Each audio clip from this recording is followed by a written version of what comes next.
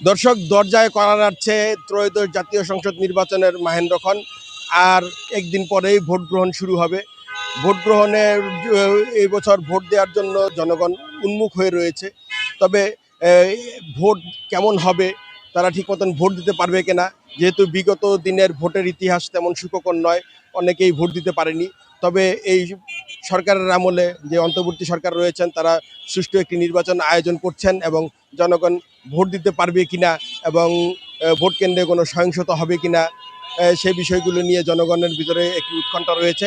আমরা সাধারণ জনগণের কথা জানবো যে তাদের মনের ভাবনা কি, তারা কোন ধরনের প্রার্থী চান এবং ভোট কেন্দ্রের কোনো সহিংসতার আশঙ্কা তারা দেখছেন কিনা, এই বিষয়গুলো আমরা এখন কেরানীগঞ্জের ঢাকা ৩ এবং ২ আসনের জনগণের কাছ থেকে জেনে নেওয়ার চেষ্টা করব। সবচেয়ে বড় কথা, এখন নির্বাচনের সময় আমরা চাই যাতে সুষ্ঠুভাবে নির্বাচন হয়। আমরা ভোট কেন্দ্রে সুন্দরভাবে যাইতে পারলে ইনশাল্লাহ আমরা স্বাধীনভাবে ভোটটা দিতে পারবো। সহিংসতার আশঙ্কা সব জায়গায় দেখতেছি যে এক ঝামেলা একটার পর একটা রাজনৈতিক ইস্যু নেওয়া থাকেই। তো বিগত সময় আমরা দেখেছি যে আমাদের তো ভোট কেন্দ্রে যাওয়ারও সুযোগ হয়নি, যে আমাদের ভোট আগে হয়ে গেছে। এবার যাতে এরকম কিছু না হয়, আমরা চাই যাতে ভোটগুলা সুন্দরভাবে সুষ্ঠুভাবে দিতে পারি।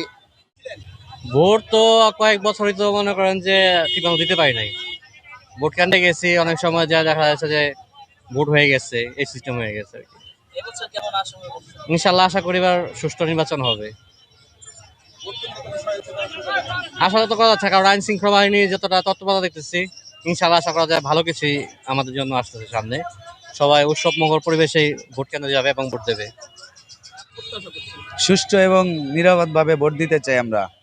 যে পক্ষ ভোট চাইবো, নীরব চালাবো দেশ, তারই আমরা ভোট দিতে চাই। সুন্দরভাবে পরিচালনা করবে যে, তারই আমরা চাই।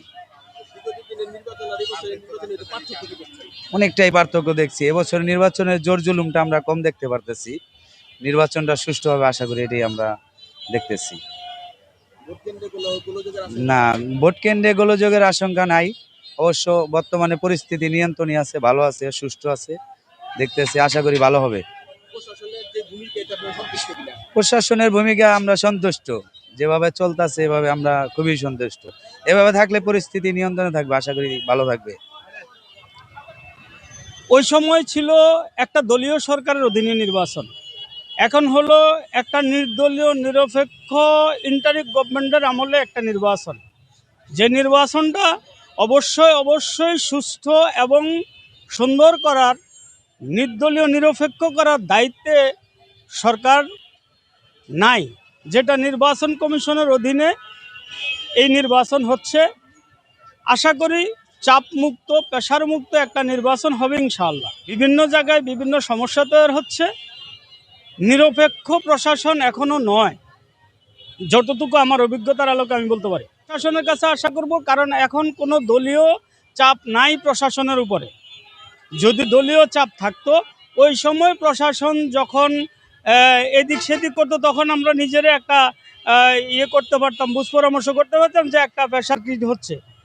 এখন তো প্রশাসনের উপরে প্রেশার ক্রিয়েট হচ্ছে না, তাহলে প্রশাসন কেন নিরপেক্ষ ভূমিকা পালন করবে না? দর্শক, আমরা এতক্ষণ সাধারণ ভোটারদের কথা শুনলাম, জনগণের ভাবনাগুলো। তারা সাধারণ জনগণ হলেও ভাবনাগুলো তাদের অসাধারণ। তাদের একটাই চাওয়া, ভোট যেন সুষ্ঠু এবং শান্তিপূর্ণ হয়। তারা যেন ভোট কেন্দ্রে গিয়ে কোনো প্রকার চাপ এবং আপনার জটিলতা ছাড়াই যেন ভোটটা সুষ্ঠুভাবে দিতে পারেন। যে দলের পক্ষেই দেও, কিন্তু ভোট যেন সুষ্ঠুভাবে দিতে পারেন, তাদের কামনা এই একটাই। Nasiruddin Titu, Asian television, Dhaka.